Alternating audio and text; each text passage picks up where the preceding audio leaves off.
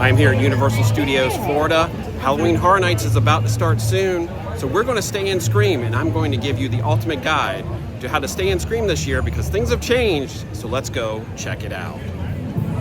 The biggest change this year when it comes to Stay and Scream is that there are no more corrals. There are no more sectioned off areas where you would enter, you scan your ticket, and then you'd wait there in the corrals for them to let you into the queue line for the houses. This year, you're going to get a wristband, and there are 3 different locations to get that wristband. So first, there's right here behind me at VillainCon, you can get your wristband. Or over here at Minion Cafe, you can also get your wristband. And last but not least, over here by Lombard Seafood Grill, which seems to be way less busy than the other locations. The 3 locations I just showed you are where you can check in starting at 3 p.m. If you have an annual pass, a park ticket, or the Halloween Horror Nights Scream Early ticket, which lets you in the park at 3 p.m. So you can start getting your wristband at 3 p.m., but you can't get in line until 4 p.m. So let's go get our wristband, and then I'll show you what houses you can get in line for now. So here we go. She's gonna scan my park ticket. And then we're gonna get our wristband. Now that you have your wristband, you have some choices to make.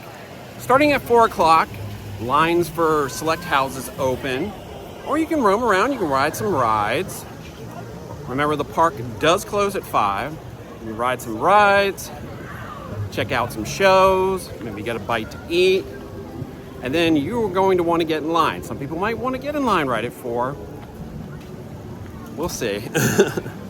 I'm going to show you, at least as of opening night, the 3 houses that open at 5:15, which is the earliest anything opens.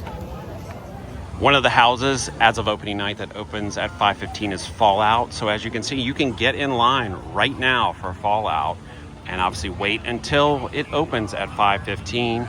And the other house back here next to Galkin doesn't open until 5:45. While there are no longer any corrals, what you will see throughout the park are wristband checkpoints. So once the park closes, which is usually 5 p.m., there will be checkpoints where you will have to show your wristband to get into them, and those areas will only be available to people who are doing Stay and Scream.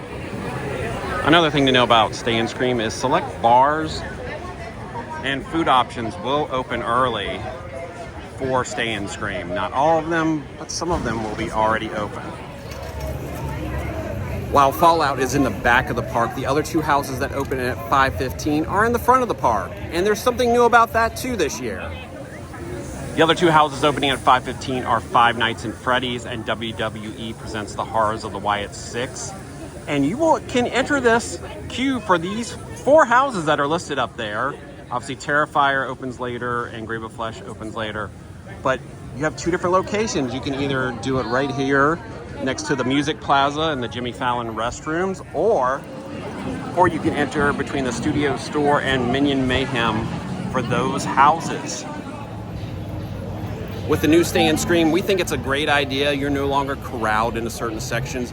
You got your option. Once it hits 3 o'clock, you can get your wristband. Once it hits 4, you can get in line for the houses. And it's all up to you. You can roam around, have some food, get some drinks, ride an attraction, see a show. You do not have to get in line until you want to get in line, which is obviously, I would get in line at least by 5 p.m. Obviously, depending on which house, which experience you want to do first, that is all up to you. And as far as where to get your wristband, if you don't mind going to the back of the park, Lombard's Grill seems to have the shortest wait, while VillainCon and Minion Cafe seem to have the longest waits to get your wristband. So remember, all this is subject to change. Like we said, check the Universal Orlando app or talk to a team member.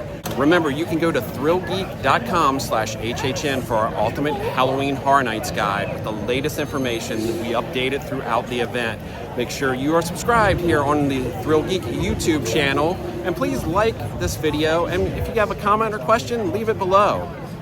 We have more videos coming soon from Halloween Horror Nights throughout the event.